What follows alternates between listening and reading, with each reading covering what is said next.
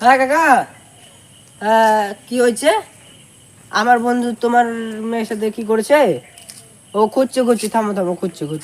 ও খুঁজে পেলে তোমাকে বলে দেবো। হ্যাঁ বুঝলো, রাখছি এখন, ওকে খুঁজে তোমাকে কল করছি। হ্যাঁ রাখছি, হ্যাঁ ঠিক আছে। থাম থাম থাম থাম থাম থাম থাম। বল কি করেছিস?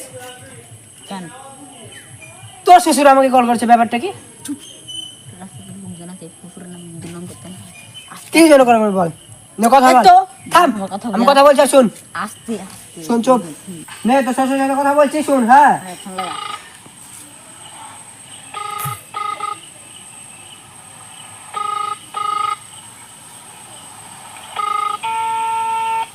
আসসালামু আলাইকুম চাচা। ওয়ালাইকুম আসসালাম। কেমন আছেন? হ্যাঁ ভালো আছি, তুমি কেমন আছো? এই তো ভালোই আছি। হ্যাঁ ভালো আছো না? হ্যাঁ, আচ্ছা তুমি কার সঙ্গে আছো? এই তো তোমার জামাইয়ের সাথে আছি। ওই মাদার চোরের সঙ্গে? ওই মাদার চোর তোর এতই হারাম জাদা, ওই শুয়োর বাচ্চা, ওই তোর লটির বাচ্চা, ওই সাহায্যদের বেটা মাগিল দিছে, এতই মাগিল দিছে। আমি তোর বেটিকে দুদিন পর বিয়া করলে আমি একটা এমন একটা চটকানে মারবো, শালা মাদার চোর। হ্যাঁ, তোমার জামাই কোনো তোমার সব কথা শুনছে। শুনো তবে কি আছে, ওই মাদার চোর ওই জায়গায় আছে নাকি? ও আমার কথা সব শুনতেছে। ওই সাহায্যদের বেটাকে শুনে শুনে আমি বেশি বলবো।